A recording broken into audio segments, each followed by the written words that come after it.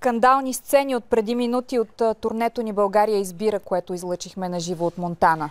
Хората говориха за най-сериозните проблеми в региона, но кои са те, ще ни каже Диана Радева. Здравей, Диана, какво се случи преди минути по време на живото предаване от Монтана?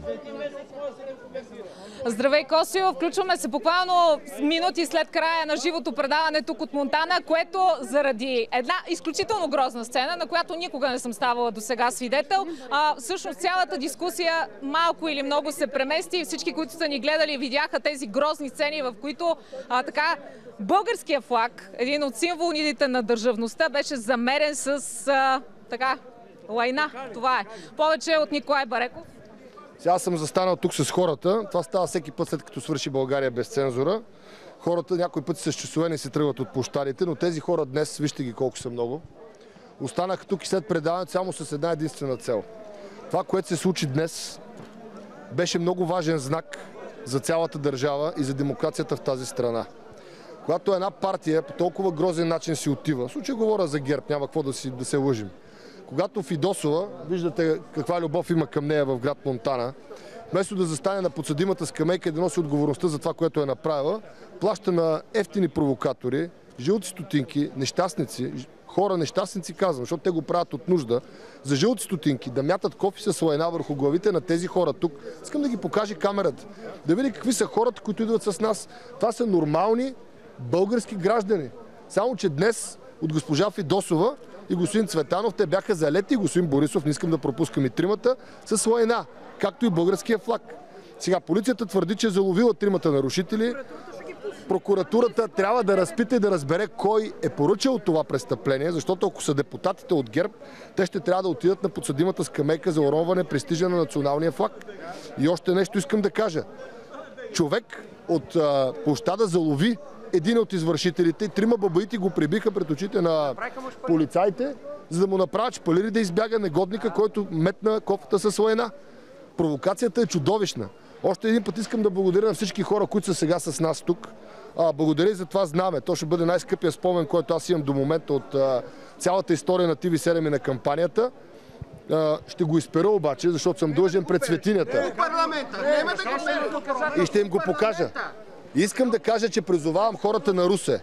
Утре Пламен Нунев, имаме информация, готви подобна провокация и в Русе. ГЕРБ имат една цел в момента, понеже аз казах, те няма да бъдат опозиция в този парламент. Те не могат да бъдат опозиция. Те са делегитимирани. Гражданското общество ще бъде този път опозиция на това управление. Престъпник не може да бъде опозиция. Това е повече от ясно. Те имат съдебни искове, съдебни процеси. Днес Цветанов е със свален имунитет вече. Отиват в съдебната фаза, оттам и в затвора. Опозиция ще бъдат гражданите на България. Искам да ги предупредя. В Русе те ще видят голяма битка.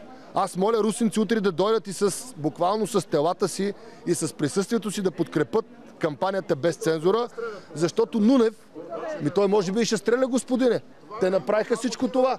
Борисов ме нарече идиот ли, какво беше в парламента, че съм се чувствал застрашен. Виждате какво се случва.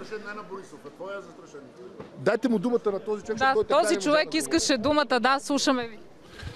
Уважаеми господа, сега на къде? Изборите минаха, никой от тук нататък не говори. Какво ще бъде? Нашите села станаха на махали, градовете станаха на села. Всички говорят, че живееме добре. Кое?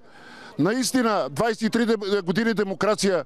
Кой управлява в България? Само една единствена партия.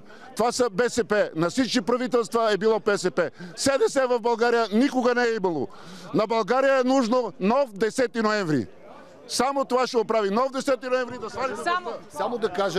Само да кажа, моля утре русинци за подкрепа, защото наистина провокациите на Нунев и Стоилов там ще бъдат грандиозни. Искам тези хора да дойдат и да ни защитят там. Ние нямаме друга защита. Всъщност това е. Ние сме журналисти. Това друга защита. Която познавате много добре. Как ще дойдеш, господине, като... Дай му думата. Ще дойда утре в Русе. Ще дойда.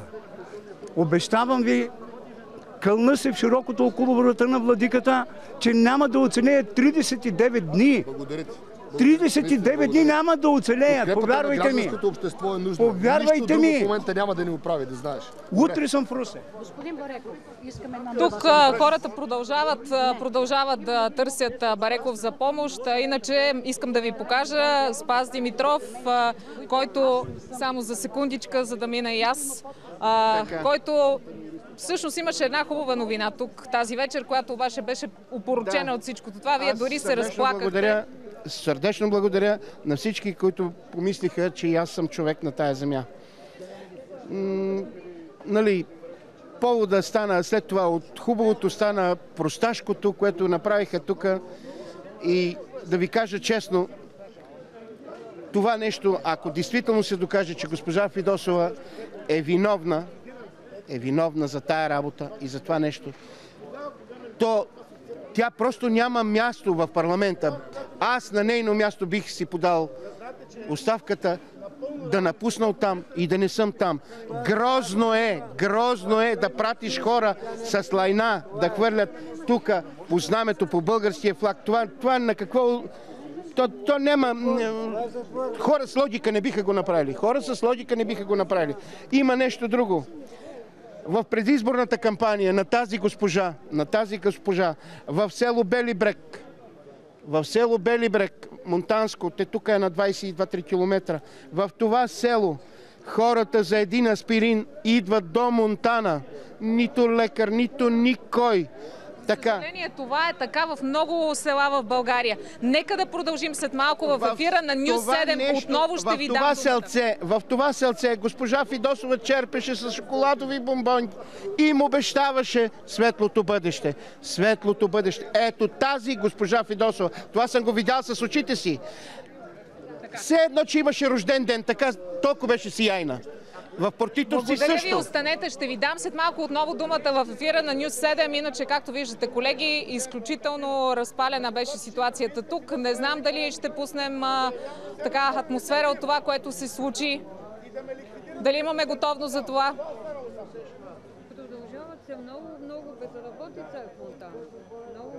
Диана, преди мъничко видяхме кадри от скандалните сцени в центъра на Монтана. Разбирам. Благодаря ти за това включване, както и ти каза. Вие вече сте показали, наистина, точно така. Наистина ние ще продължим в ефира на Нюз 7 след малко, така че наистина приканвам хората в Русе да дойдат утре в 5:30, за да кажат мнението си въпреки всичко. Пряко включване на Диана Радева от центъра на Монтана, както разбрахте, с скандалните сцени и проблемите на хората в града.